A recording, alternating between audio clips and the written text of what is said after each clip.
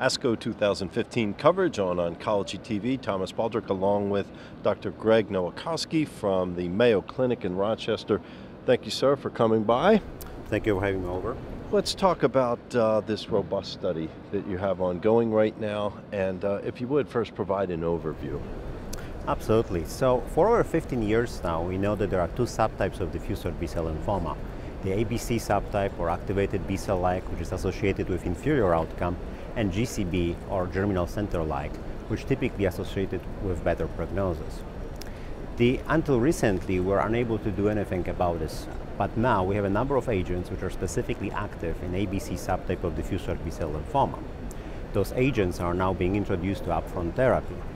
And one of those agents is lenalidomide. In fact, we had done a study at Mayo Clinic which showed that if you combine lenalidomide with standard therapy in diffuse large B-cell lymphoma called R-CHOP, and this combination we call it R2-CHOP, this combination appears to be improving the outcome of patients with ABC subtype of diffuse large B-cell lymphoma, which is the subtype, again, typically associated with poor outcome.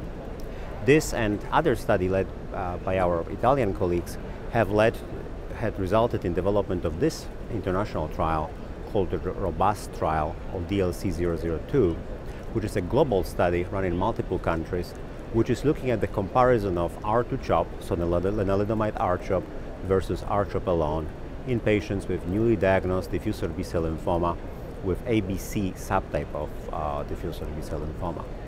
What's really unique about this study, this is using a state-of-the-art marker.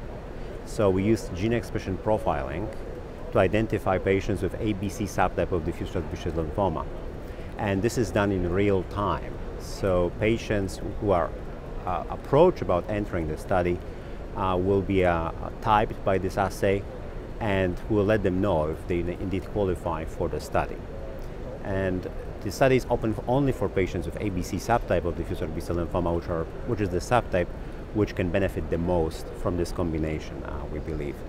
Studies are actively open in US and multiple centers around the world, and the recruitment to the study was initiated. The target accrual goal for this study is over 500 patients to be randomized into two-arm, lenalidomide plus R-CHOP or R-CHOP plus placebo. So you know at this point in time you have a robust design. What have you presented in terms of data or results here at this ASCO conference? So this is one of the trial in progress abstracts. So we're just showing the study design and what assay we are using to identify the patients which may actually benefit from entering the study. Previously, at the last ASCO, we had presented our data from Mayo Phase 2 study, which showed that addition of lenalidomide to R-CHOP appears to be improving significantly the outcome of patients with ABC DLBCL. In your view, what is the impact of doing this study? I know you don't know where it's going to wind up, but what is the impact of doing it and the importance of doing it? So, we all talk about precision medicine and how precision medicine is changing how we treat patients. And this is one of the examples how the precision medicine is now directing therapy. What's important about this study is that we're able to match the best possible treatment to patients with a particular molecular subtype of diffuse large B-cell lymphoma. Very good, doctor. Thank you. We wish you the best. Well, thank you. Appreciate your time. Thank you for your time.